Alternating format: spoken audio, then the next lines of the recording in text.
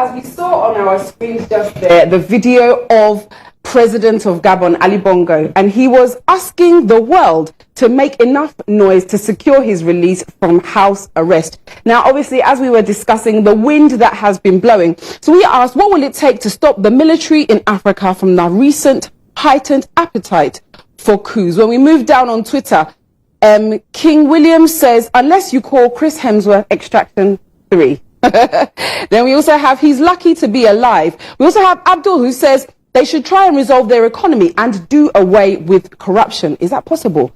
Then the next comment, only if the elected presidents don't amass the nation's wealth to themselves but put the monies to good use, then the military will not have to overthrow them. Then Abdul asks, when are we doing ours? Then the next comment, I don't know why African politicians are like this, but I will conclude by saying, on the average, every African is corrupt. Just look at those doing business and the circle boys. Everyone is corrupt in Ghana. Okay, that's your opinion. Well, N.A. Kote says, enjoy retirement. What you and your father did, it is enough. Let's move over quickly to Instagram. We also have Julius, who adds, now to answer the question, appetite for coups will only end if heads of state manage their country's economy well, exclusive of nepotism, embezzlement, conflict of interest, thievery, and the like. We also have Bras Salam, who says they stop mismanagement of the country's resources and embezzlement of public funds, and also stop being puppets for foreign countries. They start to think about the well-being and interest of people at large, then they will start to have peace. Then we also have Selom, who says, we're tired of the constant, deceitful, self-centered power abuse and corrupt attitude of our leaders in the name of democracy. Enough is enough, and asks, who is next? We also have, it will only take honesty and justice for the military to stop this coup.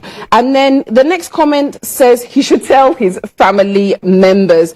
We also have the last couple of comments on Instagram. Age 60, I believe Africa is waking up. Enough of these old men holding on to power. Macky Sall, Senegal's Paul Biya, and Cameroon, take note. And you see here, as Joshua mentioned, he is changing his military leaders. Then when a bird keeps too long on a tree, it invites a stone. When we move over to Facebook quickly, we have Jerome, who says, reducing coup d'etat in Africa involves addressing complex political, social and economic factors, corruption, nepotism and accountability. Key steps might include promoting democratic governance, strengthening institutions, enhancing socio-economic development, etc. And then the last statement says, however, each country's situation is unique, so tailored strategies are necessary. When we come up a little, this is not about appetite, Bia. It's a complete greediness on the parts of some African leaders. Joseph also says, if our leaders stop being selfish and do what is right for this great continent. We also have Dominic, who says it will only come to an end when African leaders stop thinking about themselves to the detriment of the larger population. Here, our last two comments here. Yes, as for noise we can make, but we can't rescue you. Then Malik says, when he was enjoying, did he ask people to come and enjoy with him?